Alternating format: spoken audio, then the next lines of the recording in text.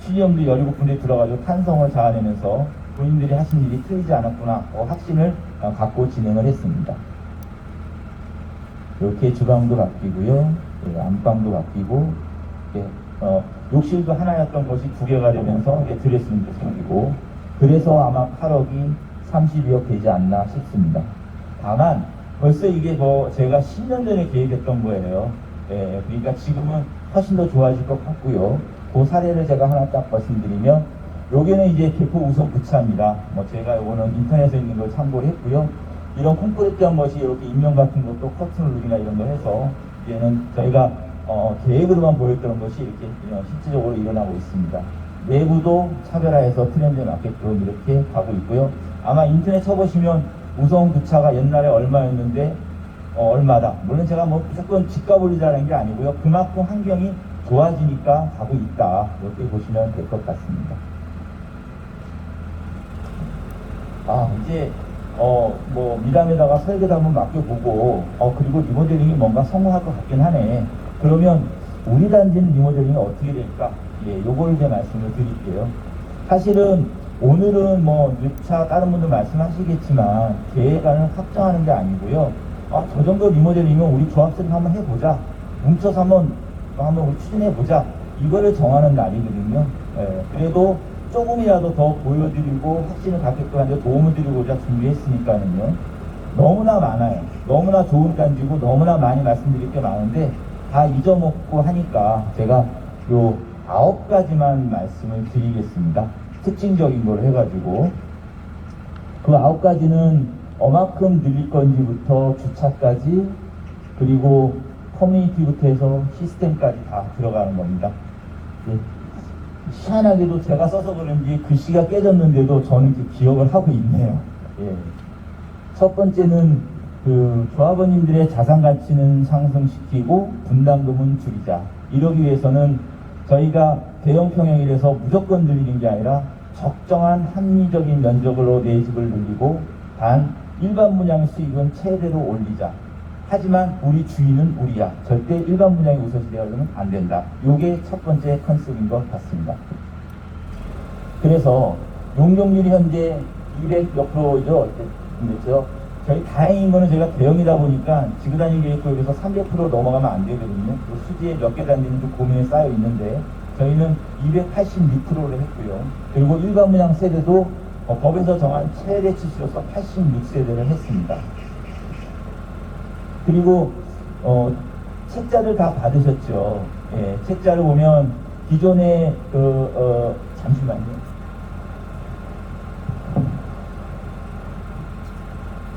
요거는 조금 설명이 필요한 나중에 좀 더 시간이 되면 길게 말씀을 드리고요.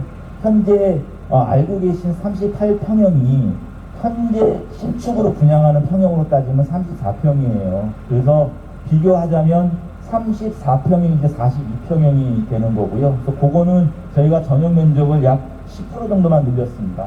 10%는 단순히 10%가 아니라 벽체 면적 그리고 덕트 면적 이런 걸 치면은 실제 세대 사용 면적이 훨씬 더 크고 또 저희는 발코니를 미리 확장하는 걸 검토를 해서 넣기 때문에 전체 실사용 면적은 15평, 16평 이상 가집니다.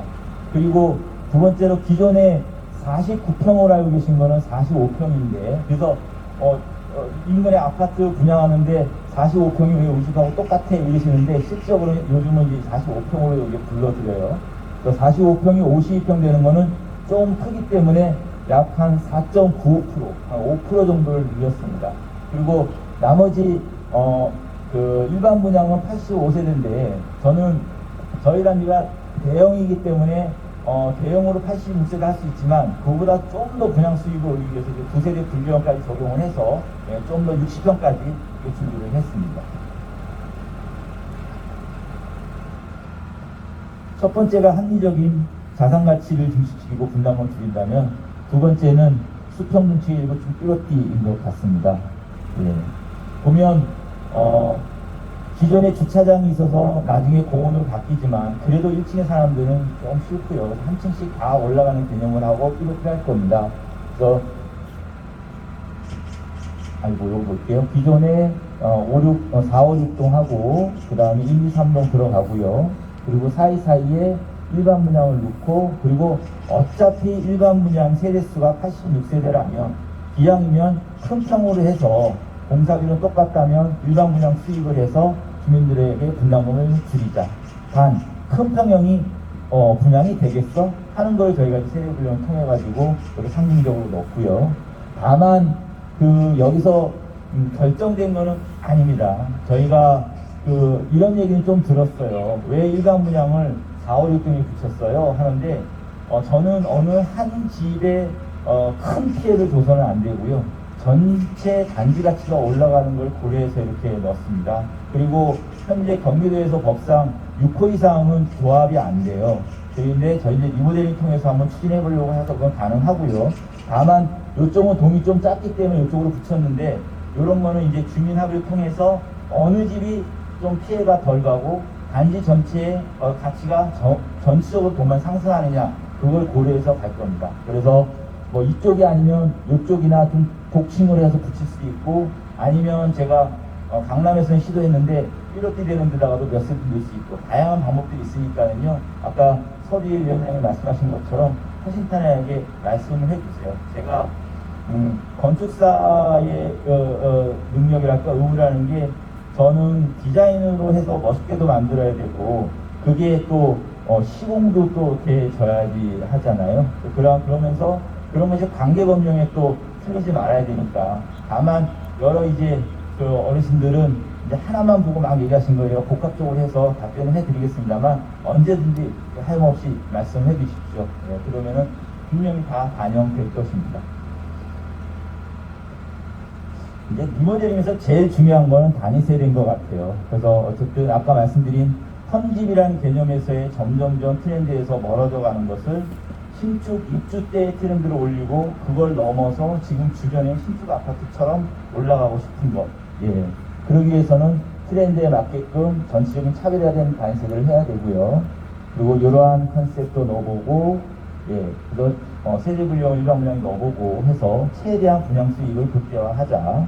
그리고 단지에는 미화감 없이 가도록 할 거고요.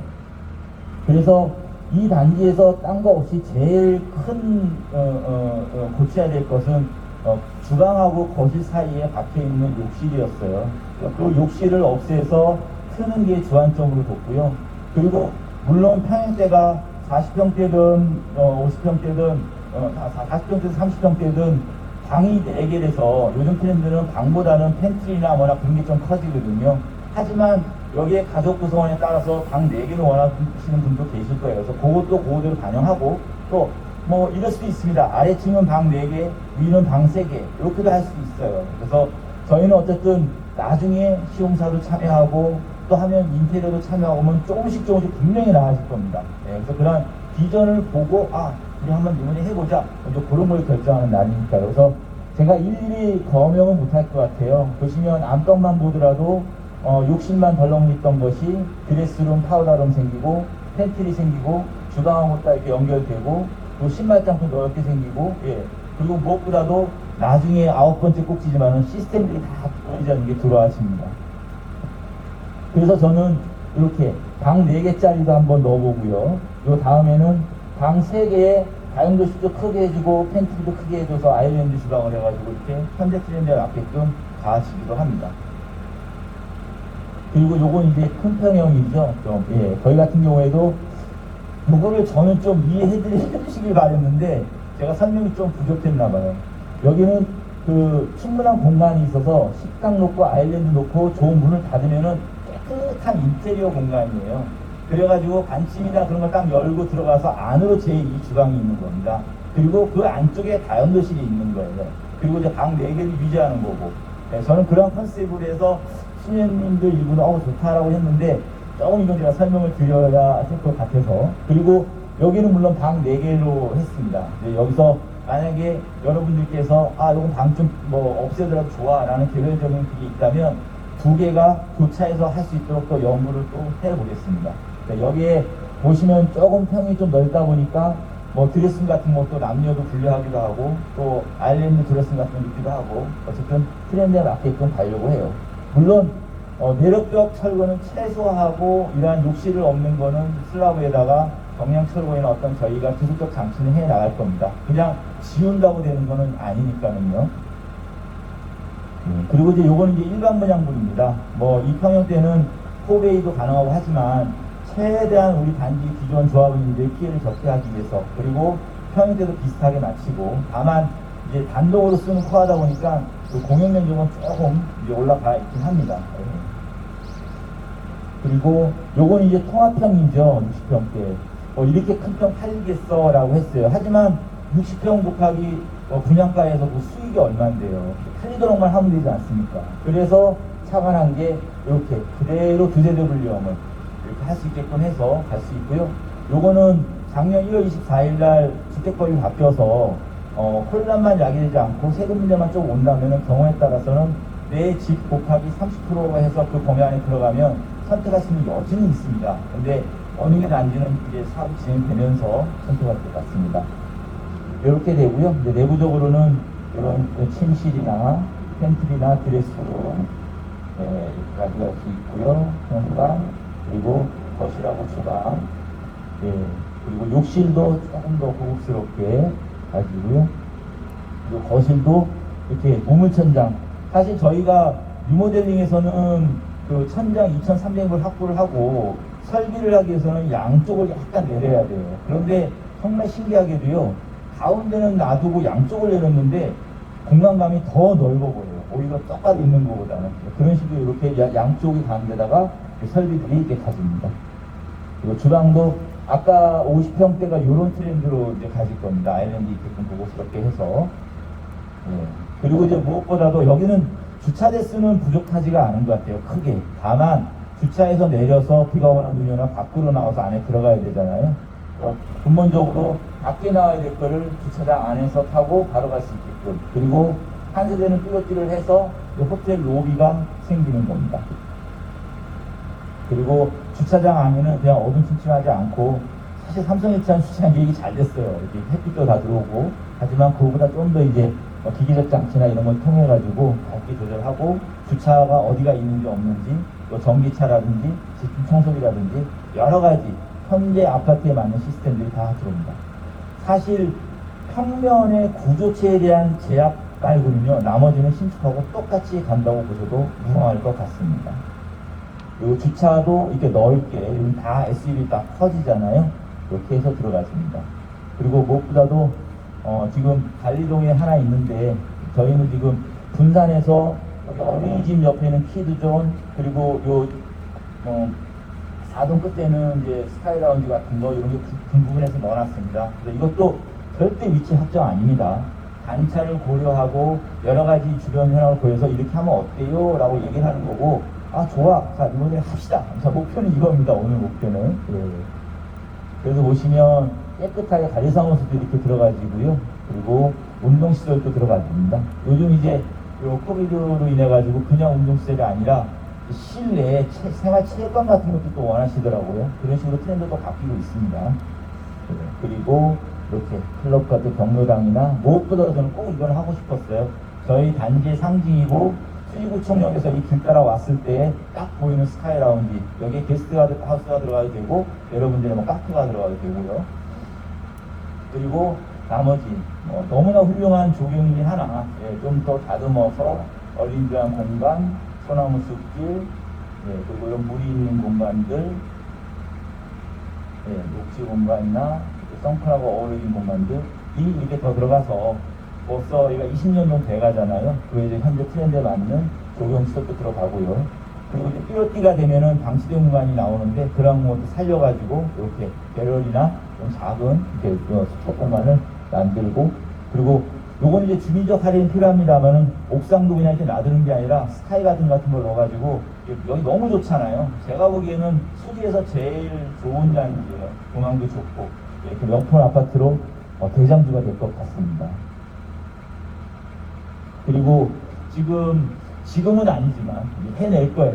조금씩 랜드마크가 될 수 있는 아파트에서 옥상에 카페라우라든지, 그리고 커튼룩이나 석재나 목재 이런 걸 잘 다듬어가지고 할 겁니다. 다만 이런 거는 돈하고 연결돼 있어요. 저희가 아무리 돈을 많이 쏟아본다 그래가지고 집값이 막 올라가진 않으니까 형편에 맞게끔 시공사가 제한에 맞게끔 원 조정해서 같은 값에 최고의 아파트가 될 수 있도록 이렇게 게스트하우스도 만들고 해서 나갈 것입니다. 여기 아까 성호구차 제가 설명한 겁니다. 그리고 이제 이러한 아파트가 온다라는 것이 딱 보면은 뭐 살아봐야 알잖아요. 근데 딱 들어왔을 때 이제 문자가 딱 들어오면 아 브랜드가 교체되고 이 아파트 시스템이 있구나. 예, 지금도 훌륭한 아파트면 이제 좀 더 고급적인 이 편한 세상이면 아크로비스타가 되는 거고 예, 점점 이렇게 업그레이드돼서 가집니다. 그래서 만약에 이 회사가 들어온다면 이런 문주가 돼서 크게 지하로 들어가는 것 같게 들어갈 거고요. 단순히 문주 디자인도 디자인이지만 이런 문주가 오면 와, 저 브랜드가 들어온다는 거예요. 예, 시스템이 바뀌는 거고요. 예, 요거에 구차했던 거고요. 에미안이 들어오면은 이렇게 바뀌어질 겁니다. 이제 마지막입니다. 예, 딱 9개만 말씀드리는데도 참 시간이 많이 걸려요. 제가 브랜드가 들어오면 그런 거 시스템이 다 바뀐다고 했는데 가장 중요하게 차이 나는 게 이런 시스템인 것 같아요. 하루가 다르게 전자 시스템 이런 것도 막 바뀌기 때문에 여기에 부족한 것이 좋은 것 같습니다. 그래서 내부적으로 보이지 않지만 단지의 가치를 나타내는 것들, 즉 친환경 건강 시스템이랄지, 예, 그리고 이러한 것들 잘 안 보이시는데 예, 이런 것도 다 됩니다. 그리고 엘리베이터도 제가 차를 타고 딱 들어가는 순간 지하에 엘리베이터는 벌써 와 있고요. 그리고 내가 신발끈을 묶는 순간 지하에 있던 엘리베이터가 4층으로 와 있고, 그리고 공기정화라든지 그런 거 다 이런 시스템들이 물론 여기도 그렇고 딴 좋은 신축 아파트 많이 가보셨을 테니까 그 아파트가 그대로 여기 들어옵니다. 관리비도 절감되고, 예, 그리고 안심할 수 있도록 그런 보안장치라든지 다 갑니다. 예, 동파 걱정도 없게끔 하고 깨끗한 물도 갈 수 있고요. 그리고 무엇보다도 제일 극명하게 차이 나는 게 이 AI 시스템 같아요. 밖에 나가서도 조절할 수 있고 가운데 옮길 수 있는 것들, 그리고 이런 것들. 리모델링에서 제일 사실은 치유할 수 없고 아쉬운 게 층간소음이에요. 네, 그래서 저는 일단 상상 배관해가지고 배관이 밑으로 가지 않게끔 위로 갈 수 있게끔 또 고민하고요. 다만 층간소음은 100%는 못 잡아요. 근데 참 이 논문 결과에서 나왔지만 신축 아파트의 그 선택해서의 층간소음의 만족도보다 리모델링에서의 만족도가 훨씬 높습니다. 왜냐하면 신축은 21년에 얼마 할 거야 하는 기대감이 있는데 리모델링은 내가 살던 아파트가 너무 조용해지니까 그 만족도가 최고 높습니다. 네, 이거는 참고로 말씀드리고요. 자, 이런 것들이 이제 만약 됐을 때 제가 우리 삼성일차 아파트가 얼마나 리모델링에 좋으냐면 일반 문양을 넣던 넣던 이게 리모델링 아파트인지 진짜 신축 아파트인지 모를 정도더라고요. 그걸 제가 사실은 저는 건축 전공이라서 이렇게 말씀드렸는데 조금은 건축 전공이 아니고 이해하기 어려우신 분도 있을 것 같아서 제가 짧은 동영상을 하나 준비를 했습니다. 여기서 조경시설은 저희가 좀 표현하는 건 드물지만 주차장이 조경이 되는구나, 인면을 이렇게 닦일 수 있구나, 이러한 가능성만 좀 보시고 그렇게 봐주시면 좋을 것 같습니다.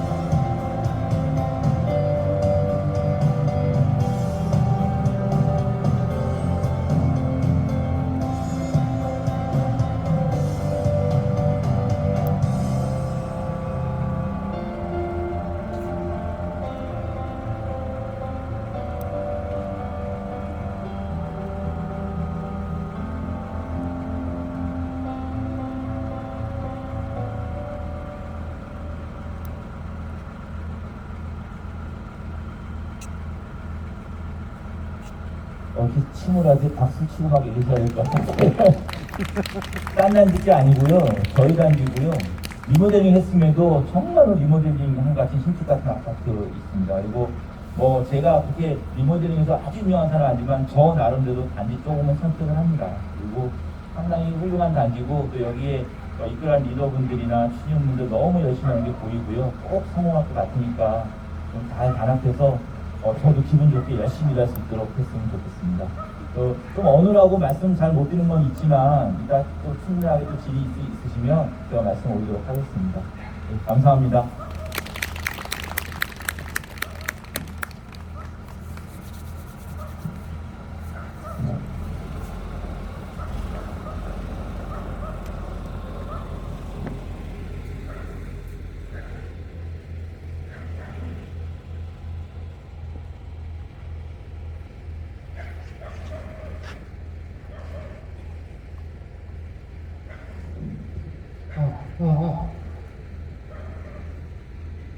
안녕하십니까. 다시 한번 인사드리겠습니다. 우리 삼성 1차 아파트 담당하고 있는 정비사업 전문 관리업체 주식회사 토부신시 최병철 차장입니다. 리모델링 사업을 진행을 하면서 추진하는 이유와 목적은 딱 두 가지로 분류를 할 수가 있는데요. 첫 번째, 우리 주거 환경의 개선과 이제 우리 자산 가치 향상 두 가지로 분류를 할 수 있습니다. 방금 앞서 말씀하셨던 설계업체에서 우리 단지가 어떻게 주거 환경이 변화될 수 있는지는 너무 잘 들으셨죠? 그래서 제가 두 번째로 설명을 드릴 거는 우리의 자산 가치가 어떻게 변화가 될 수 있는 것인지에 대해서 중점적으로 한번 설명드리도록 하겠습니다. 먼저 우리 단지 현황부터 말씀을 드리겠습니다. 날씨가 추워지는 관계로 우리 소유주님께서 좀 궁금하신 부분 위주로만 좀 설명을 드려보도록 하겠습니다. 일단은 아파트 가격 상승을 하는 이제 요소가 여러 가지가 있을 텐데요. 그 중에 이제 대표적인 요소는 이제 첫 번째로 우수한 입지 조건, 이른바 역세권, 학세권, 습세권이라고 얘기를 하죠. 그런 우수한 입지 조건이 필요하고요.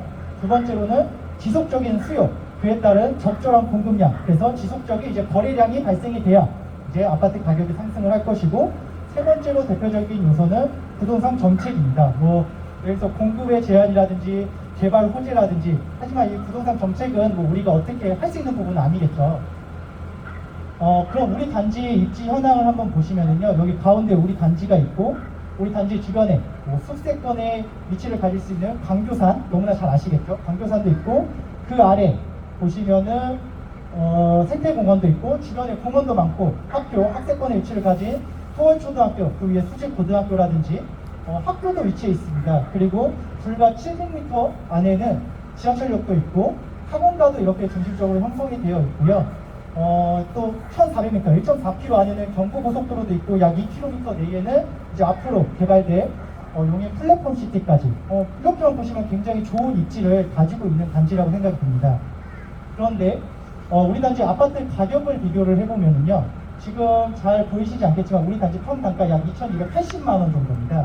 그럼 수지구청역 바로 인근에 있는 초역세권 단지 같은 경우가 지금 우리 단지에 비해서 약 평단가 1000만 원 정도 차이가 나고 있거든요. 이러한 건 제가 말씀을 드리지 않더라도 여기 계시는 소유주님들께서 우리 단지가 얼마나 다른 단지에 비해서 저평가되고 있는지는 너무나 절실하게 느끼고 계실 거예요.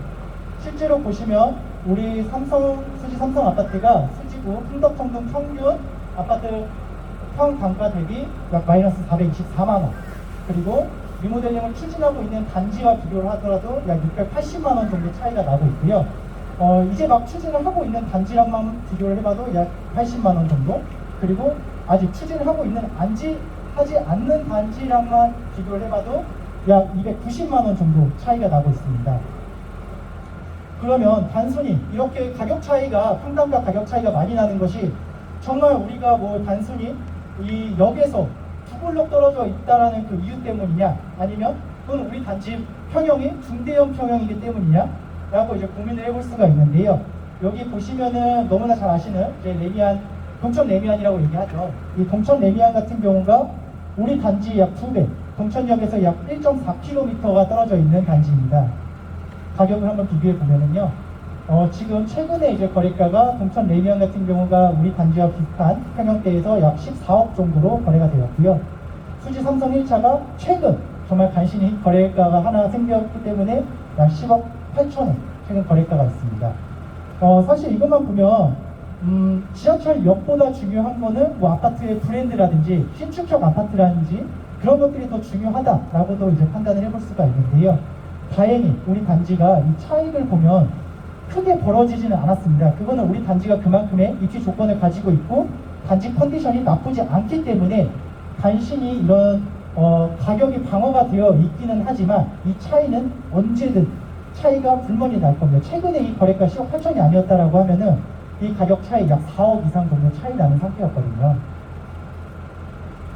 실제로 우리 단지 매매 현황을 보시더라도 글씨가 작아서 잘 안 보이겠지만 최근 거래된 내역들이 2달에 한 개, 4달에 한 개 이런 식으로 이제 거래가가 사실 거래 내역이 정말 많지 않습니다. 그러면 결국에 우리 단지가 가치를 상승을 하기 위해서는 지속적인 이제 거래량이 발생이 돼야 되는데 이 거래량을 만들기 위해서는 우리 단지가 정말 매수하기에 메리트가 있는 단지로 변화가 돼야 된다라고 하는 것이거든요. 그러면 우리 단지가 정말 매수하기에 구매하기에 메리트가 있는 단지로 변화하기 위한 방법이 뭐가 있을까라고 이제 고민을 해봤는데요.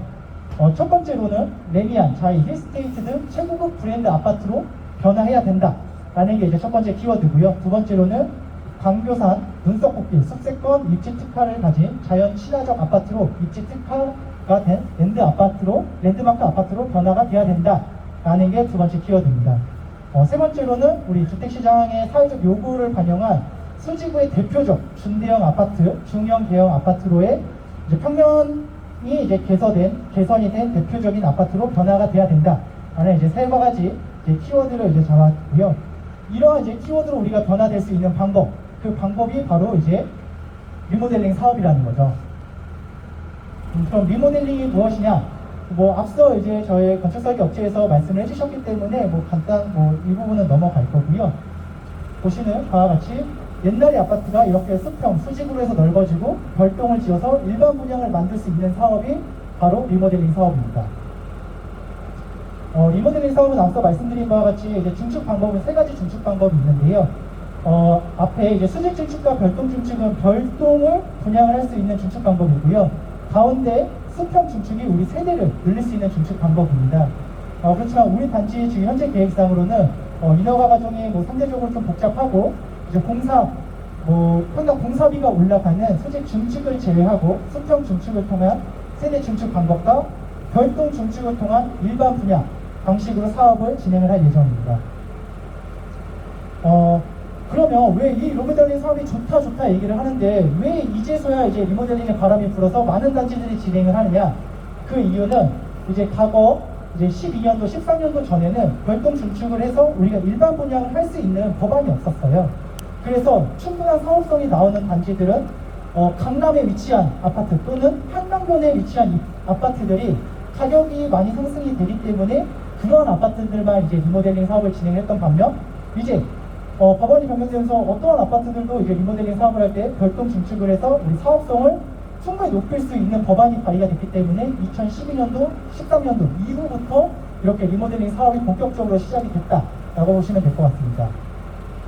그래서 지금 현재 전국적으로 리모델링이 추진이 되고 있는 단지는 강남의 13개 단지, 그리고 강남을 제외한 서울권의 약 32개 단지, 그리고 1기 신도시 분당, 여기 삼본, 평촌 지역을 포함해서 약 12개 단지가 진행을 하고 있고요. 우리 수지구만 하더라도 총 9개 단지가 지금 사업을 진행을 하고 있습니다.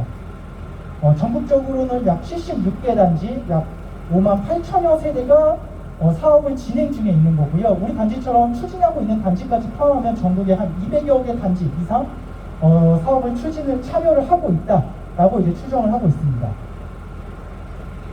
다음으로는 이제 리모델링 절차인데요. 리모델링 절차는 이제 10개의 진행 과정을 거쳐서 이제 사업이 진행이 되는데, 여기서 가장 중점적으로 말씀드릴 것은 첫 번째, 지금 현재 우리 단계는 조합설립 인가를 받기 위한 동의서를 이제 받고 있는 단계고요. 이 사업 절차 쭉 진행이 되면서 저희가 시공사도 선정을 하고 건축도시계획 심의 때 별동 위치라든지 우리의 설계 안이 확정이 될 것이고, 관리변동 계획 때는 우리 이제 그 일반 분양을 어떻게 할 것이고 얼마에 분양을 할 것이고 세대의 이제 분담금이 대략적으로 얼마가 나올 것인지가 모두 확정이 되게 되면 마지막에 이 사업에 대한 최종 동의를 한 번 더 받게 됩니다. 재건축과 다르게 우리는 동의를 이제 2번을 받게 되는 거거든요. 그러니까 지금 현재 받고 있는 동의서는 단순히 지금 우리가 이 사업을 추진을 해보기 위해서 법적인 단체를 만들어 보자 라고 해서 조합 설립에 대한 이제 동의를 받는 시점이고요. 저희가 약 3년이라는 시간이 흐른 시점 후에 이제 모든 안이 확정이 되게 되면은 본격적으로 우리가 이 안으로 사업을 시작을 해보겠습니다 라는 이제 사업계획 승인이라는 이때의 동의서를 다시 한번 받게 됩니다. 그때에는 지금 동의서를 제출하지 않은 세대만 받는 것이 아니라 다시 처음부터 1세대부터 해서 다시 한번 동의를 이제 받게 되는 거죠. 그래서 절차는 이렇게 진행이 된다라고 해서 좀 간략하게 넘어갈 거고요. 그러면 지금 우리 단지 주변에 이제 수지구에서 리모델링을 진행 중인 단지가 어디까지 지금 사업이 진행이 되었냐? 보시면 우리 지역에서 가장 빠른 단지가 초인마을 아파트, 그리고 여기 바로 옆에 있는 수지 고원 아파트가 가장 빠르게 사업이 진행되고 있습니다. 우리 단지가 조합 설립이 지금 된다라고 하더라도 약 1년 반에서 한 2년 정도 사업이 이제 빨리 진행이 되고 있고요. 보시면은 이제 4개 단지가 지금 현재 건축 구시계획 심의를 진행하고 있고, 한국아파트, 현대아파트, 동부아파트, 삼록 리버파크가 최근 시공사를 선정을 해서 안전진단 업무를 진행을 하고 있고, 우리 아파트, 수지 삼성 아파트를 비롯해서 지금 현재 총 6개 단지 아파트가 이 조합 설립을 하기 위한 지금 동의서를 진구를 하는 단지가 이렇게 있습니다. 그럼 리모델링이 뭐 이렇다, 리모델링 뭐 워낙에 좋다라고 이제 저희가 설명을 들었는데, 그러면 왜 우리 단지가 재건축은 대안이 될 수 없냐? 왜 우리 단지가 리모델링을 해야 되냐? 라는 것들을 이제 한번 여기서 설명을 드려볼게요. 가장 이제 중요한 내용이시기 때문에 설명을 드려보겠습니다. 여기 이제 최근에 이제 보도됐던 이제 보도 자료를 보시면은요, 첫 번째 강화된 안전진단, 준공 41년대 여의도 광장 1, 2동 재건축 탈락됐다라는 기사고요. 옆에는 이제 목동 재건축 단지도 안전진단이 이제 탈락됐다라는 이야기입니다. 사실 이제 재건축을 우리 단지가 이제 대안이 될 수 없는 첫 번째 이유는 안전진단 연한 때문인데요. 안전진단 너무나 잘 아시겠지만 이제 준공 후 30년 지난 아파트들에서 이제 안전진단을 시도를 해볼 수가 있는데, 보시는 바와 같이 여의도에 목동에 있는 아파트 40년이 지난 아파트들도 지금 안전진단을 통과를 못했다라는 얘기거든요. 그럼 우리 아파트가 지금 현재 준공 후 27년 된 아파트입니다. 그래서 우리가 예를 들어서 한 13년 후에 안전진단을 시도를 했다. 그때 정말 운이 좋아서 안전진단 통과가 됐다 하더라도 이제 재건축 사업을 진행하는 시간 10년이라는 시간을 계산을 하면 지금으로부터 약 27년 후가 돼야 우리가 새 아파트를 들어갈 수 있다는 거거든요. 그러면 여기 계시는 소유주님분들 나이가 50세이신 분은 한 70대 중반이야 돼야 이제 새 아파트로 들어갈 수 있는 거고, 60세가 넘으신 분은 80세 중반이 되어서야만이 새 아파트로 들어갈 수 있다라고 보시면 될 것 같아요. 두 번째로 이제 재건축 초과이익 환수제입니다. 요즘 제초안 정말 많이 얘기를 들어보셨을 거예요. 그 재건축 초과이익 환수제를 얘기를 하는 건데요. 여기 또 보도자료를 보시면 영통 2구역 1인당 3억 원의 통지가 되었다라는 내용입니다. 부담금 고려 안 했는데 집값이 급등하면서 부담금이 3억에 부여가 됐다라는 거는 분담금 얘기가 아닙니다. 분담금은 분담금대로 납부를 하고 초과이익 환수제를 3억 원을 부과가 되었다라는 얘기인데요. 그러면 재건축 초과이익 환수제가 뭐냐라고 좀 간단하게 설명을 드리면요. 예를 들어서 A 아파트, B 아파트 자산 가치가 10억 되는 아파트가 있었다라고 가정을 해볼게요. A 아파트는 재건축 분담금 4억을 내고 20억이라는 아파트가 됐고요. B 아파트는 재건축을 진행하지 않았어요. 그런데 주택시장 가격의 상승, 자연적인 상승으로 인해서 12억이라는 아파트가 되었습니다. 그럼 A 아파트는 총 개발 이익이 6억이라는 개발 이익을 얻은 거고요. B 아파트는 그냥 가만히 있었는데 주택 가격의 상승 이익으로 2억이라는 자산가치 향상이 됐던 거죠. 그러면 여기서 A 아파트는 재건축을 했기 때문에 B 아파트 일반적인 주택가격 상승 이익에 비해서 초과 이익이 4억이 발생이 됐다라고 보고, 이 4억의 초과 이익에서 절반이 50%를 세금으로 환수하는 제도가 바로 초과이익 환수제입니다. 제가 이제 쉽게 설명을 하기 위해서 그냥 단순히 A 아파트, B 아파트라고 비교를 했지만, 실제로는 이제 평균 주택가격의 상승 구조를 고려를 해서 이 초과이익 환수 금액이 나오게 되는데요. 이 내용을 보시면 결국 초과이익 환수제는 우리가 이 재건축을 하더라도 아파트 가격이 대폭 상승을 해. 그럼 마냥 좋아할 수 없다라는 거거든요. 그 상승된 가격만큼 우리가 세금을 더 납부를 해야 된다는 이야기예요. 그렇기 때문에 재건축 초과이익 환수제라는 거를 고려를 해서라도 이제 재건축이 좀 우리 단지에 대안이 될 수 없다. 그리고 마지막 그래서 실제로 이제 2018년도에 국토교통부에서 이제 재건축을 진행을 하고 있는 단지들에 대해서 제초안이 얼마나 나올 것인지 시뮬레이션을 해본 적이 있습니다. 그럼 보시면 강남에서는 강남권 아파트는 최대 8억 4천까지도 나올 수 있다. 평균적으로 진행되고 있는 단지들이 약 2억 5천만 원 정도 재건축 초과이익 환수제가 나올 것이다 라는 시뮬레이션을 분석을 했었는데, 실제로 처음에 기사를 보셨던 바와 같이 수원에 있는 아파트가 3억에 가량에 가까이 되는 초과이익 환수제 부담금이 이제 부여됐다라는 내용을 확인을 하셨죠. 그리고 마지막, 우리 단지가 왜 재건축을 대안이 될 수 없는지 마지막 이유입니다. 말씀드린 바와 같이 문제는 이제 용적률이거든요. 여기 보시는 바와 같이 많이 얘기 들으셨을 거예요. 재건축의 용적률은 뭐 200% 이하인 단지가 사업성이 있다, 뭐 180% 이하인 단지가 사업성이 있다 라고 이제 이야기를 하는데요. 우리 단지 용적률 현재 208%가 조금 넘는 단지입니다. 용인시 최근에 이제 고시된 지구단위 계획 변경 고시에 따르면 재건축이든 리모델링이든 최대 용적률 300% 이상을 초과할 수 없는데요. 리모델링 같은 경우는 이 300%를 일반 분양까지 포함해서 우리 현재 소유주분들께서 다 가지고 갈 수 있는 용적률이에요.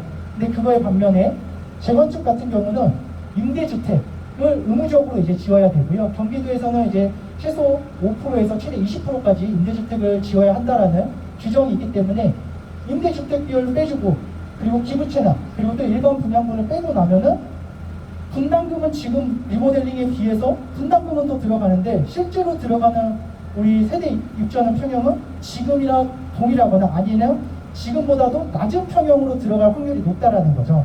그래서 앞서 말씀드린 바와 같이 첫 번째가 이제 첫 번째가 안전진단, 기한, 두 번째가 재건축 초과이익 환수제, 세 번째가 용적률. 이 세 가지의 가장 큰 이유 때문에 수지구의 많은 아파트들이 재건축이 아닌 리모델링을 사업을 진행을 하는 이유가 이것 때문이고요. 뭐 기타 나머지 이제 리모델링과 재건축을 비교를 해보면 또 이제 기타 대표적인 이유가 재산권 행사에 대한 문제입니다.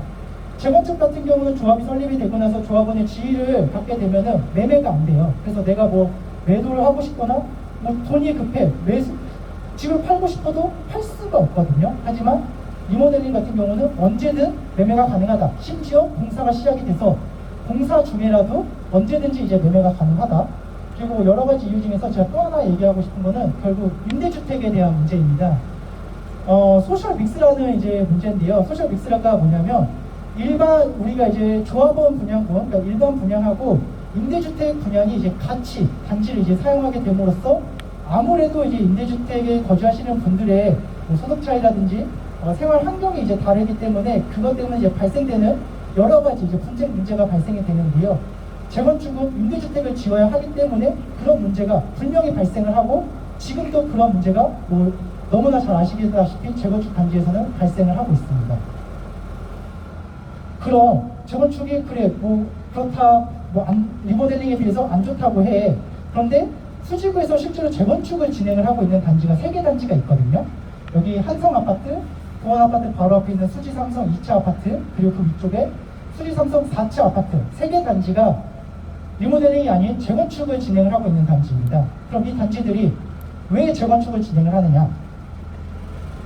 이 3개 아파트는 이제 PC공법으로 이제 지어진 아파트라고 해서요. 이제 과거에 8, 90년대에 한창 아파트가 많이 지어지던 시기에서 아파트를 빨리 짓기 위해서 이제 아파트 이런 자재를 공장에서 이제 찍어냈고 현장에 와서는 이제 조립만 하는 방식의 PC공법형 아파트를 이제 많이 지었어요. 그런데 그런 아파트들이 이제 구조 안전성이라든지 결합 부위에 이제 문제가 있다라고 해서 안전성에 문제가 되기 때문에 그런 아파트들이 한해서 너희는 30년이 되지 않아도 안전진단을 받아보게 해줄게. 정말 아파트가 이제 안전성에 문제가 있으면 재건축을 진행을 해도 돼 라고 하는 아파트들이 이제 PC공법형 아파트고요. 이런 아파트들은 안전성에 문제가 있기 때문에 리모델링 사업을 하고 싶어도 못하는 단지들이에요. 그런데 이런 단지들이 재건축을 진행을 한다라고 해서 용적률을 완화를 받거나 재초안이 없거나 그런 거는 아니거든요. 그러면 실제로 이 아파트들이 안전진단이 통과를 하더라도 과연 사업성이 충분히 나올 수 있는지 없는지는 안전진단이 통과가 되고 나서 사업성 분석을 정확히 해봐야 정말 사업성이 나올 수 있는지, 처음에 말씀드린 바와 같이 분담금은 올라가는데 평형은 낮은 평형으로 들어가게 되는지는 이제 충분히 고려를 해봐야 되는 단지들이다 라고 말씀을 드릴 수 있습니다. 그럼 우리 단지가 이제 사업성이 얼마나 되는지를 말씀을 드릴 텐데요. 일단 분담금, 우리 단지 이제 저희 책자에 말씀드렸던, 안내를 드렸던 이제 분담금은 계략적인 분담금이고요. 재건축, 재개발, 리모델링을 사업을 진행을 할 때에는 이제 비례율이라는 방식을 통해서 사업성을 분석을 하고 분담금을 책정을 하게 됩니다. 공식은 사실 어렵지 않은 공식인데요. 이제 단어가 조금 생소하셔서 좀 어려우실 거예요. 그래서 일단 여기서 중요한 거는 우리가 종전 자산 가치를 평가를 받고 리모델링을 하고 난 우리 단지, 그러니까 우리 세대의 가치를 평가를 받아서 상승된 그 비례율에 따라서 세대별 분담금을 납부를 하게 된다라는 게 가장 중요한 내용이고요. 분담금을 줄이기 위해서는 우리 집이 얼마나 이제 낮게 평가됐고 얼마나 높게 평가됐느냐는 중요하지 않아요. 가장 중요한 것은 공사비가, 그러니까 최초 이제 사업비, 전체적인 사업비가 얼마나 많이 들고 우리가 일반 분양을 얼마에서 얼마나 이제 수익이 들어오느냐가 이제 가장 중요하다라고 보시면 될 것 같습니다. 예를 들면 우리 총 사업비가 예를 들어서 2,640억이라고 이제 추정을 했었는데요.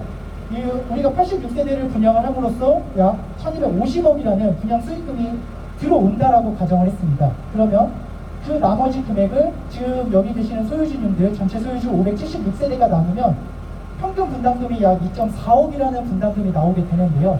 이거는 정말 아무것도 고려하지 않았을 때 그냥 모든 세대를 동일하게 분담을 한다라고 했을 때 이러한 금액이 나오는 것이고, 여기서 우리가 비례율의 방식을 도입을 하게 되면 세대별 분담금이 나온다라는 거죠. 그렇지만 우리는 지금 현재 감정평가를 하지 않았기 때문에 소유주 여러분들께는 좀 쉽게 안내를 드리고자 단순히 38평형, 49평형 두 가지 안만을 구별을 해서 분담금을 책정을 해서 안내를 드렸습니다. 그래서 실제로 저희가 이제 정확한 분담금이 나올 때에는 각 세대별 분담금이 책정이 돼서 세대별로 나오게 될 것입니다. 그래서 우리가 계략적인 분담금을 안내를 드렸던 금액이 이러한 이제 분담금 금액인데요.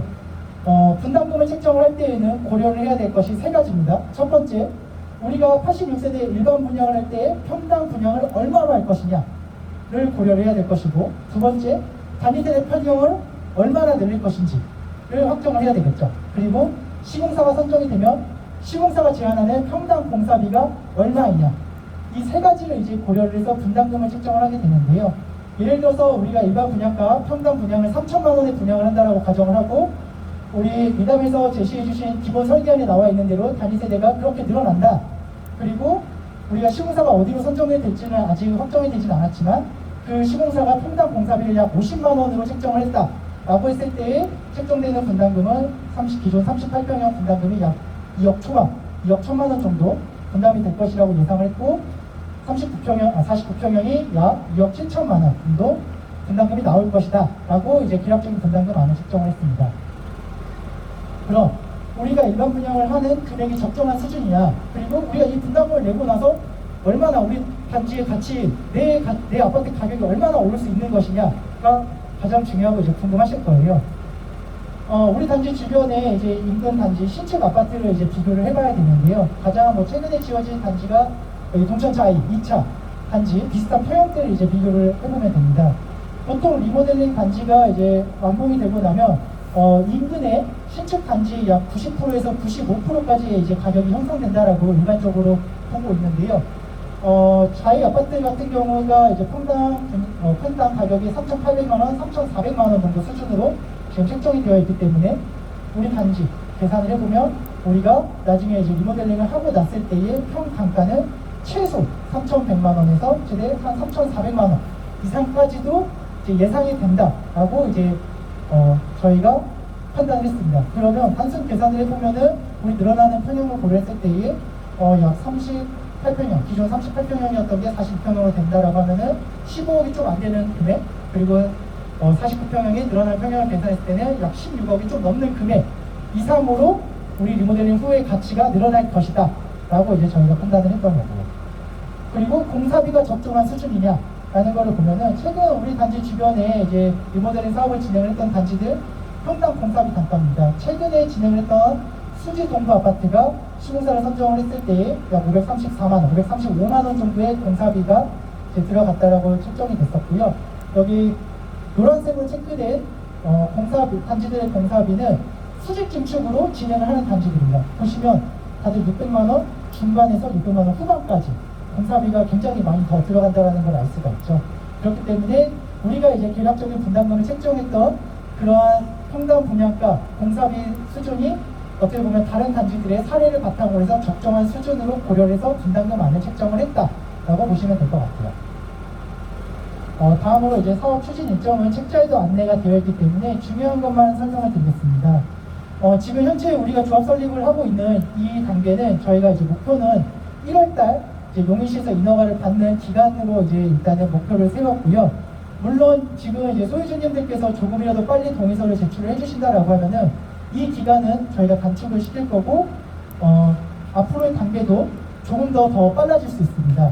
그런 계획안을 가지고 우리가 실제 이주를 하는 시점은 2024년도 3월쯤에 본격적인 이주가 시작이 될 것이다 라고 이제 판단을 했고, 그리고 공사기간 3년을 거쳐서 실제 우리 아파트가 완공이 돼서 새 아파트로 들어가는 시점은 약 2027년 12월로 들어갈 수 있을 것이다 라는 이제 예상을 가졌는데요.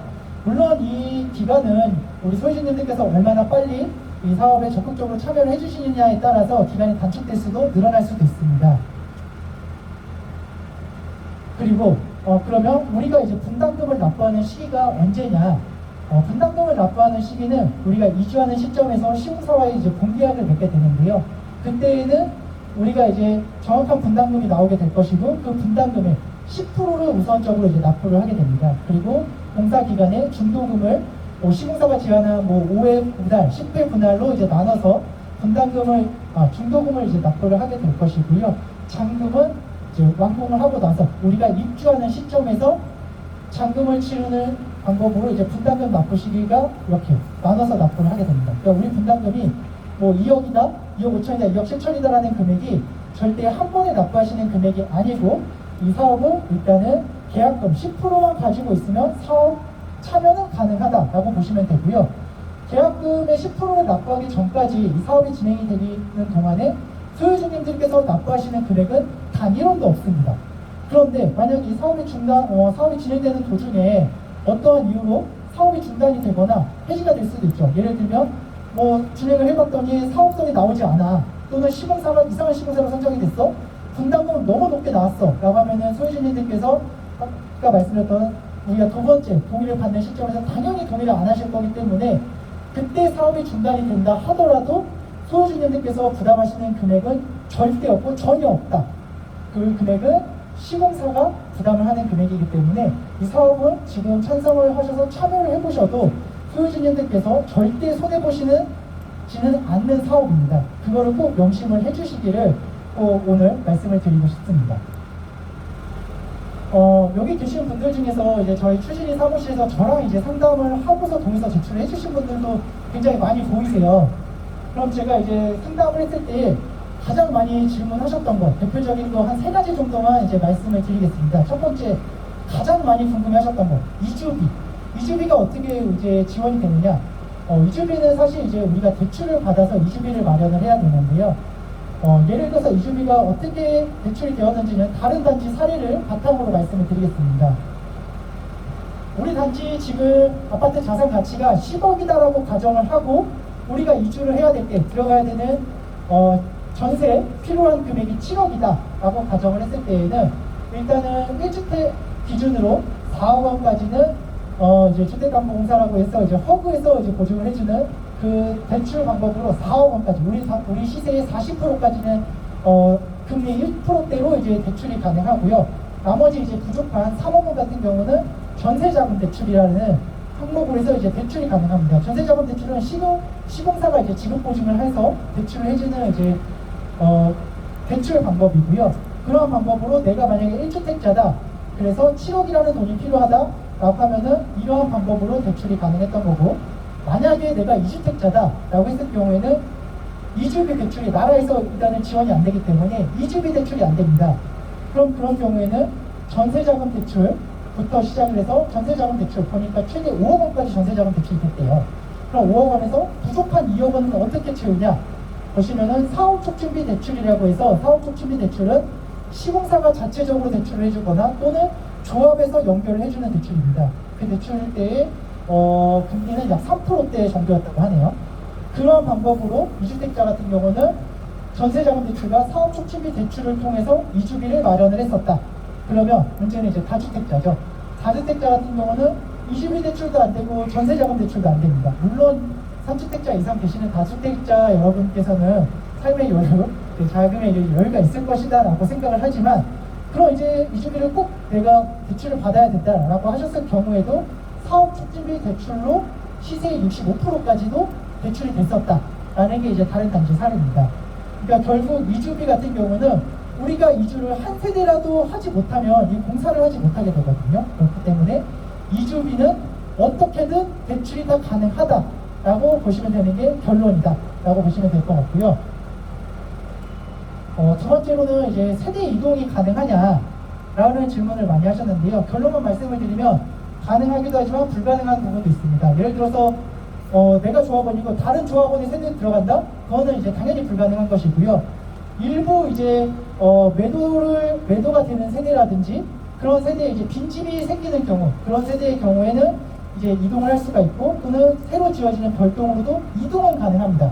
이동은 가능하지만 현행법상 이제 세금 문제가 해결이 되지 않기 때문에 이동은 가능한데, 세금은 이동을 하려는 조합원이 양도세, 취득세 다 부담을 하셔야 된다라는 게 지금 현행법상 기준이고요.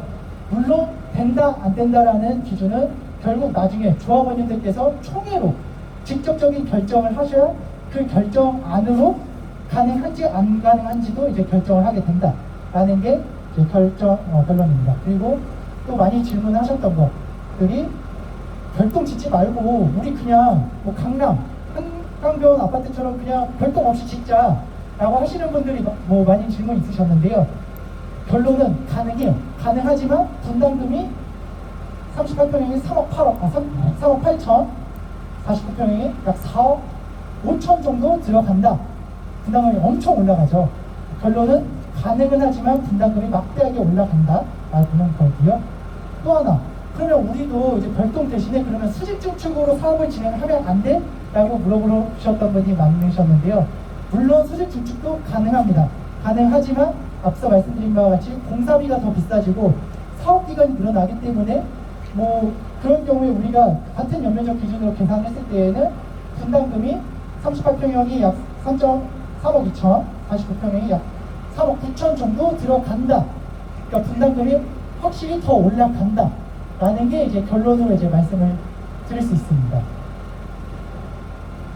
마지막으로 제가 여기 오신 이제 소유주님들께 꼭 드리고 싶은 말씀을 이겁니다. 이제 첫 번째, 지금 우리가 제출하시는 동의서는 결코 절대 사업을 결정하는 동의가 아니라 우리가 이 사업을 한번 시작을 해보자. 그러기 위해서는 법적인 단체인 조합이라는 법인을 만들어야 되기 때문에 그 법인 단체를 만들어 보자 라고 하는 동의입니다. 그렇기 때문에 나중에 우리가 다시 한번 이 사업을 시작을 할 때에는, 본격적인 사업을 시작을 할 때는 다시 한번 이제 동의서를 제출한다라고 앞서 말씀을 드렸고, 다시 한번 이제 말씀을 드리고 싶고요. 두 번째로, 일단은 조합이 설립이 돼 봐야지 우리 단지가 리모델링을 하고 나면 얼마나 변화가 될 수 있는지, 얼마나 가치가 상승할 수 있는지, 어떻게 변화가 될 수 있는지 시도만이라도 해볼 수가 있습니다. 시도해보고 나중에 사업이 뭐 정말 마음에 안 든다라고 하면 그때 가서 반대를 하시더라도, 말씀드린 바와 같이 사업이 중단되더라도 분담금은 여러분들께서 납부하실 분담금은 0원이기 때문에 일단은 사업에 지금 동의를 하신다 하더라도 결코 손해보지 않는 사업이 이 리모델링 사업이다라는 거 꼭 말씀드리고 싶었고요. 마지막으로 뭐 지금 우리가 이제 안내해드린 안이 모두 만족하실 수 있는 안은 아니실 거예요. 하지만 내가 이 안을 어떻게 변경을 하고 싶고 어떻게 변화를 하거나 지금 아니 마음에 안 든다. 나는 이제 반대 의견을 개진을 하고 싶으신다 하더라도 결국 그런 의견들을 개진하기 위해서는 조합원님으로 이제 가입을 해주셔야 그런 의견들을 반영을 할 수가 있기 때문에 그런 이제 의견을 제시를 하고 싶으신 분이라고 하면 조금은 이제 그러니까 조금은 마음에 안 드시는 부분이 있다 하더라도 꼭 조합원으로 가입을 하신 후에 그런 이제 반대 의견을 개진을 해주셔야 정말 이 안이 원하시는 안으로 변경이 될 수 있다. 이 네 가지를 꼭 말씀을 드리고 싶었습니다. 저희 이제 서울 CS에서 준비한 이 사업성에 관련된 내용은 여기까지고요.